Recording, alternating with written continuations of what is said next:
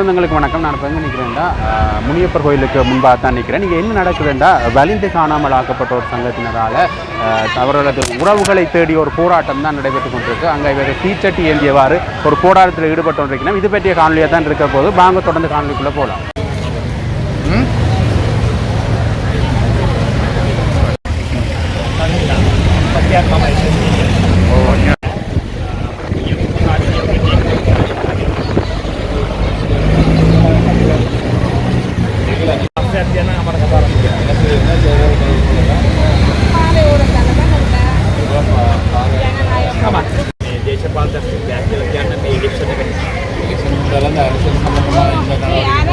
உறவுகளுக்கு நீதி கிடைக்காத போது இன்னைக்கு சர்வதேச காணாமலாக்கப்பட்டவர்கள் பிரகடனப்படுகிறது. அந்த நேரத்தில் எமக்கான நீதியைத்தான் நாங்கள் கேட்கிற முடியும். நாங்கள் எதற்கு அரசியல் சம்பந்தப்பட்ட விடயம் எங்கள்கிட்ட இல்லை. அரசியல் நடவடிக்கைகள் இதில் ஈடுபடுறோம்.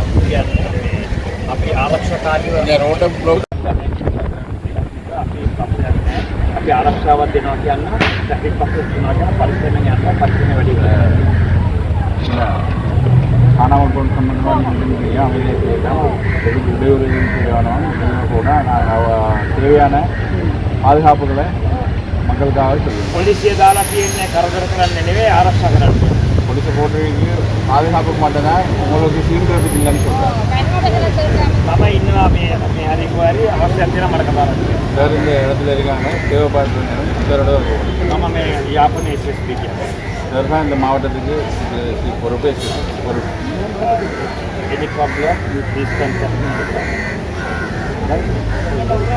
අපිට ඕනේ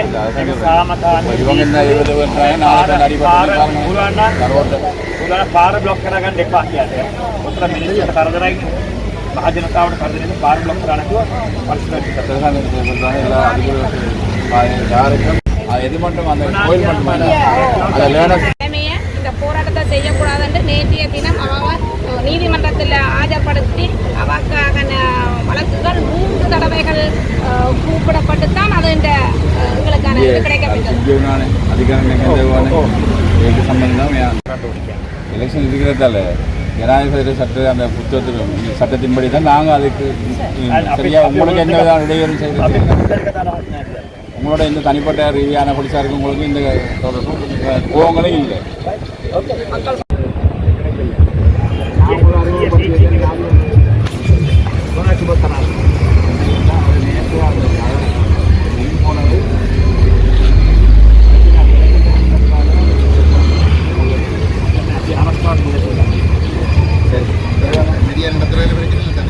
இல்லைப்பா அதுக்கான பாதுகாப்பு உங்களுக்கு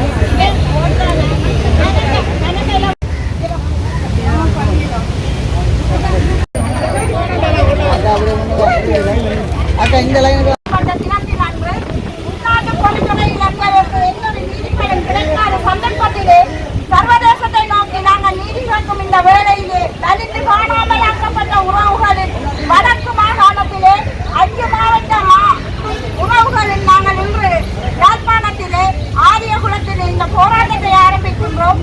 அனைவரும் இதற்கு ஒத்துழைப்பு வழங்கி எங்கள் உறவுக்கான நீதியை பெற்றுகின்றோம்.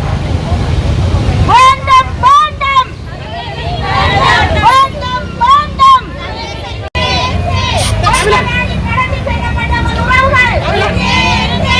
வேண்டும் வேண்டும்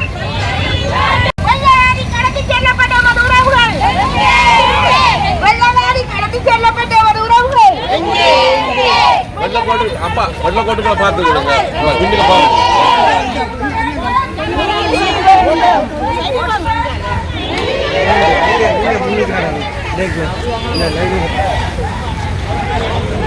வேண்டும்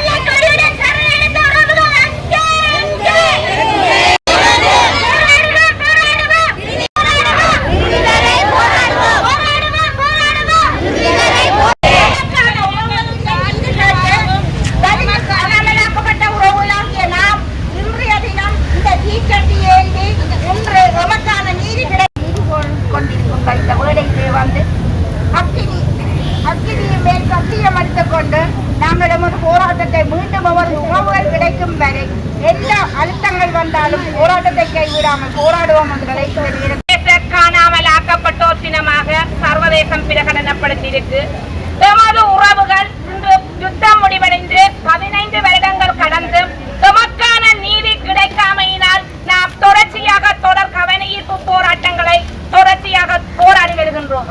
எனவே எமது உறவுகளுக்கு இந்த சர்வதேச பொறிமுறை ஊடாக இந்த ஸ்ரீலங்கா அரசை சர்வதேச குற்றவியல் நீதிமன்றத்தில் காலப்படுத்தி எமக்கான நீதியை பெற்றுத் தருவதற்காக நாம் இந்த அக்கினி சாட்சியாகவும் எமது நீதிக்கான ஒரு தீயாகவும் தான் நாம் இந்த தீச்சட்டியை ஏந்தி போராடுகின்றோம்.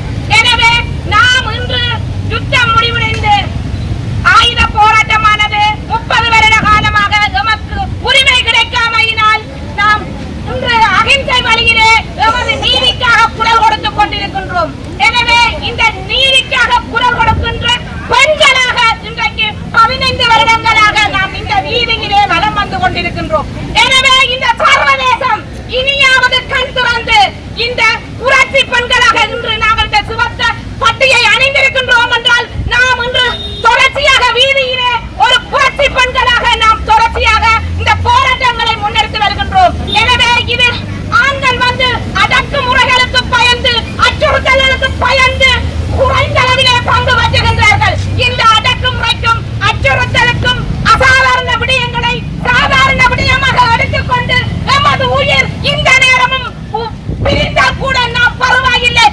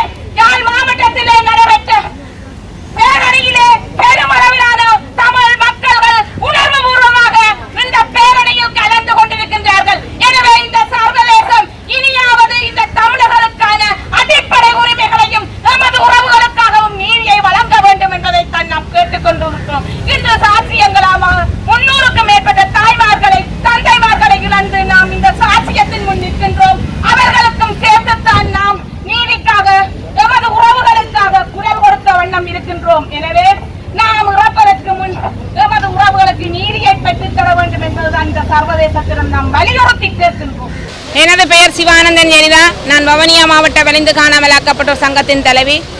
இன்றைய தினம் இந்த வடக்கு கிழக்கு இணைந்த கவன ஈர்ப்பு போராட்டமானது இன்று வடக்கிலே 5 மாவட்டங்களையும் பிரதிநிதித்துவப்படுத்தி வடமாகாணத்தில் யாழ்ப்பாணத்தில் ஆரியகுளச்சந்தையிலும், கிழக்கு மாகாணத்திலே பிரதிநிதித்துவப்படுத்தி திருவோணமலை மாவட்டத்திலும் இந்த பேரணியானது சர்வதேச காணாமல் ஆக்கப்பட்டோர் தினத்தை கோரி எமது சர்வதேச பன்னாட்டு சமூகம் அதில் தலையீட்டை வலியுறுத்தித்தான் நாம் இந்த பேரணியை இன்று செய்திருக்கின்றோம். எனவே அதன் போது எமது அறிக்கையானது வாசிக்கப்படும்.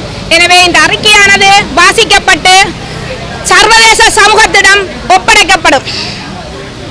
வலிந்து காணாமல் ஆக்கப்பட்டவர்கள் உறவுகளின் சங்கம் வடக்கு கிழக்கு மாகாணங்கள் 30/8/2024 வலிந்து காணாமல் ஆக்கப்பட்டவர்களுக்கு சர்வதேச விசாரணையை கோருகின்றோம்.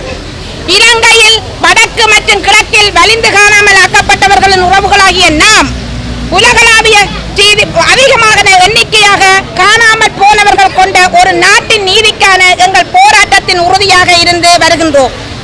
இந்த சர்வதேச காணாமல் ஆக்கப்பட்டோர் தினத்தில் நீதியை நிலைநாட்டுமாறு சர்வதேச சமூகத்தை மீண்டும் ஒரு முறை கேட்டுக்கொள்கின்றோம். வலிந்து காணாமல் ஆக்கப்படுவது என்பது உலகளாவிய ஜனநாயகம், மனித உரிமைகள் மற்றும் முழு மக்களுக்கும் எதிரான ஒரு ஆயுதமாக பயன்படுத்தப்பட்டு வருவதாக ஐக்கிய நாடுகள் சபை வலியுறுத்துகின்றது.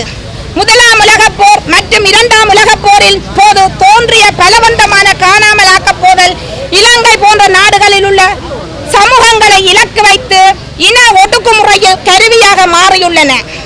மரணத்தை போலின்றி பலவந்தமான காணாமல் ஆக்கப்படுதல் என்பது மிகவும் நயவஞ்சமான ஆயுதமாகவும் இது முழு சமூகத்திற்கும் நீண்டகால துயரத்தையும் ஆழ்ந்த உளவியல் சித்திரவதையையும் ஏற்படுத்துகின்றது.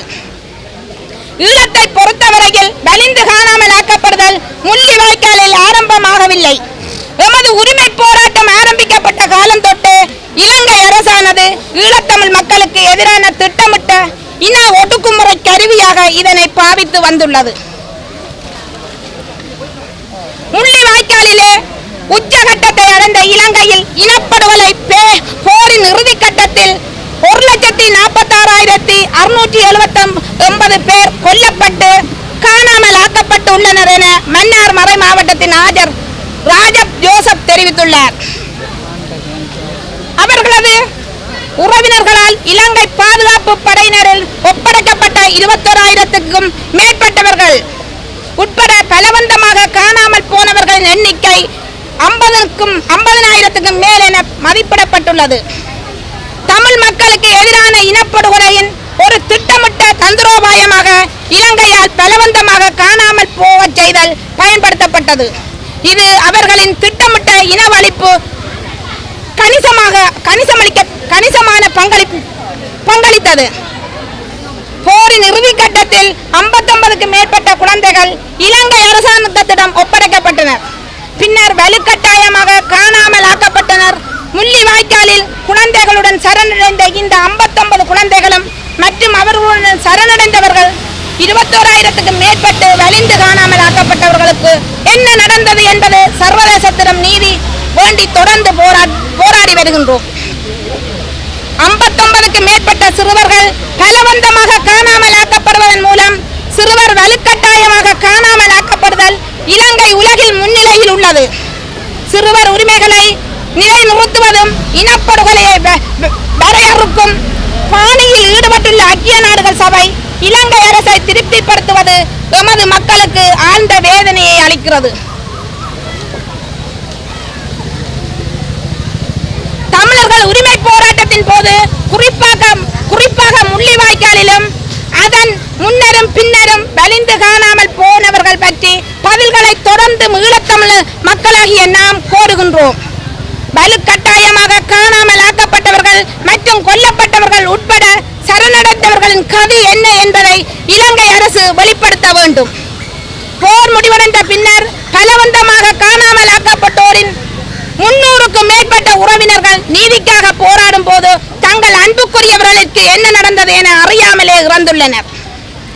2024 ஆகஸ்ட் 22ஆம் தேதி ஐக்கிய நாடுகளின் மனித உரிமைக்கான உயர் ஸ்தானிகர் வெளியிட்ட அறிக்கையில் பலவந்தமாக காணாமல் ஆக்கப்பட்டவர்கள் தொடர்பில் கவனம் செலுத்தும் உறவினர்கள் மற்றும் சமூக சேவையாளர்களை இலக்காக கொண்டு அச்சுறுத்தல் மற்றும் துன்புறுத்தலில் தொடர்ச்சியான போக்கை எடுத்து காட்டுகிறது. காணாமல் போனவர்களின் குடும்பங்கள் உண்மையை வெளிக்கொணர அல்லது இழந்த தங்கள் அன்புக்குரியவர்களுக்கு துக்கம் அனுசரிக்க முயற்சிக்கும் போது பாதுகாப்பு படையினரின் அச்சுறுத்தல்கள், கைதுகள் மற்றும் கண்காணிப்புகள் எதிர்கொள்கின்றனர் என குறிப்பிடப்பட்டுள்ளது. எனவே சர்வதேச குற்றங்களை செய்வதாக கூறப்படுபவர்களை உலகளாவிய நீதி உட்பட தேசிய அதிகார வரம்புகள் ஊடாக விசாரித்து வழக்கு தொடர ஐநா மனித உரிமைகள் பேரவை மற்றும் உறுப்பு நாடுகள் ஒத்துழைக்க வேண்டும் என்ற பரிந்துரைகளை உயர் ஸ்தானிகர் அறிக்கை உள்ளடக்கியுள்ளது. பொறுப்பு கூறலை முன்னெடுப்பதற்கான புற சர்வதேச சட்டங்களை ஆராய்ந்து பொருளாதார தடைகளை போன்ற நடவடிக்கைகளை பரிசீலிக்கவும் இது பரிந்துரைக்கின்றது.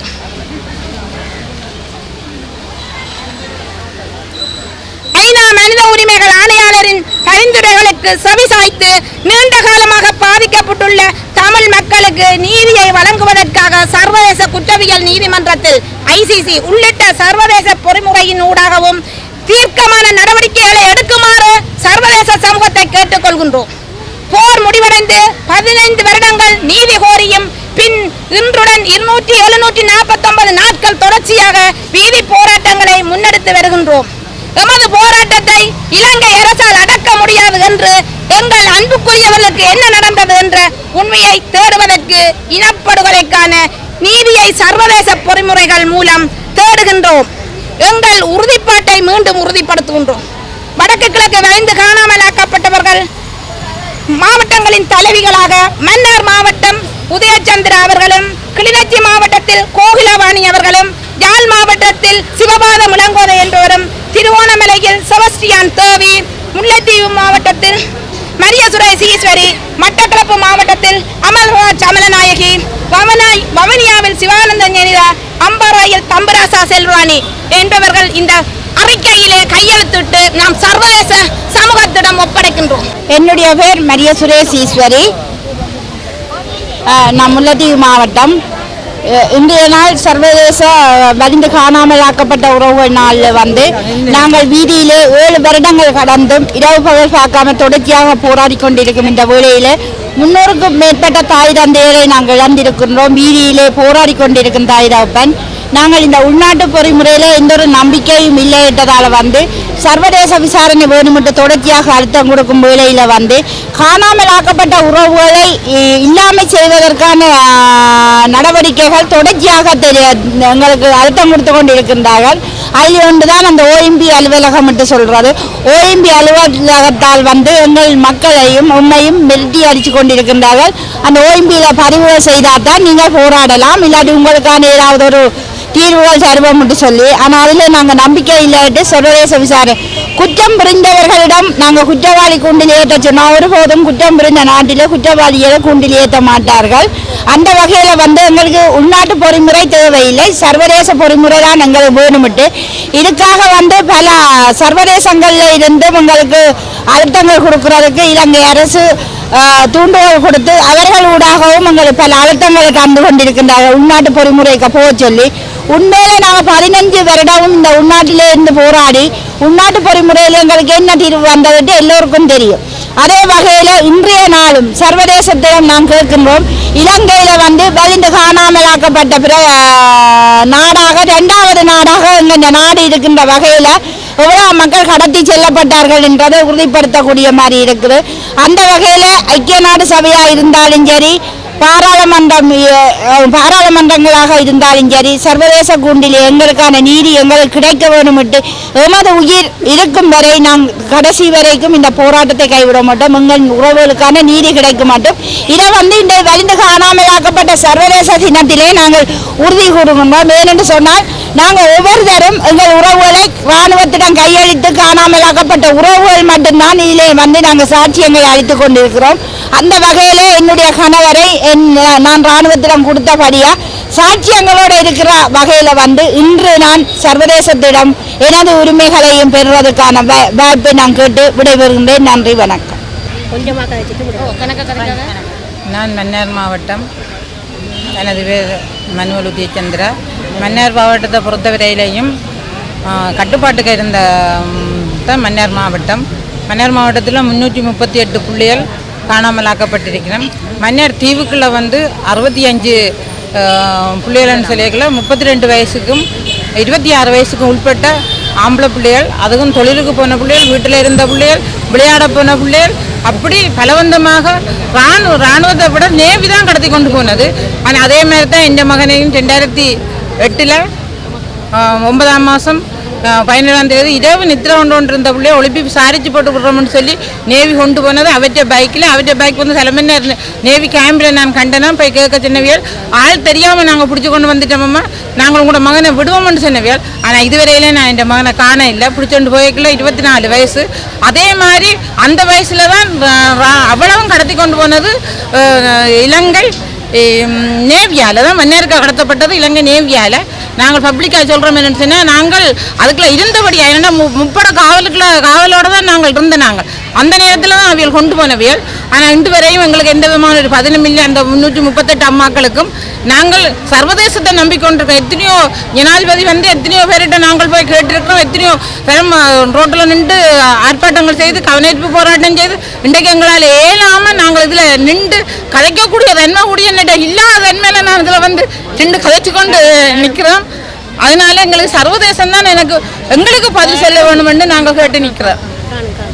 காணாமல் ஆக்கப்பட்ட உறவுகளின் சங்கத்தின் தலைவி கதிர்ராமநாதன் கோகிலவாணி. எங்களுடைய இந்த சர்வதேச காணாமல் ஆக்கப்பட்டோர் தினம் நாங்கள் ஒவ்வொரு வருடம் எங்களை பிள்ளைகளை தொலைத்து இன்றைக்கு 15 வருடமாக நாங்கள் தனித்துவமாக 7 வருடம் முடிந்த 8வது வருடத்திலையும் இன்றைக்கு நாங்கள் தனித்துவமான இந்த போராட்டத்தை ஒவ்வொரு மாதமும் எங்களுடைய சர்வதேச காணாமல் ஆக்கப்பட்ட தினத்தை நாங்கள் எங்களுடைய உறவுகளை தேடி போராடி கொண்டிருக்கின்றோம். அதே வேளையில் இன்று சர்வதேச காணாமல் ஆக்கப்பட்டோர் தினம் என்றவாறு 8 மாவட்டமும் சேர்ந்து வடக்கிலும் கிழக்கிலும் இந்த போராட்டத்தை செய்து வருகின்றோம். எங்களுக்கான நீதி, எங்களுக்கான பிள்ளைகளுக்கான நீதி எங்களுக்கு வேண்டும். அதற்காகத்தான் நாங்கள் இன்று இவ்வளவு தெருவில் நின்று போராடி கொண்டிருக்கின்றோம். எங்களுக்கான நீதியை சர்வதேசமே பெற்றுத்தர வேண்டும் என்று கேட்டுக்கொள்கின்றோம்.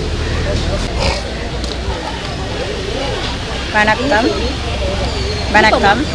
நான் சிவபாதம் இளங்கோதை, வெளிந்து காணாமல் ஆக்கப்பட்ட உறவுகளின் சங்க தலைவி, யாழ் மாவட்டம்.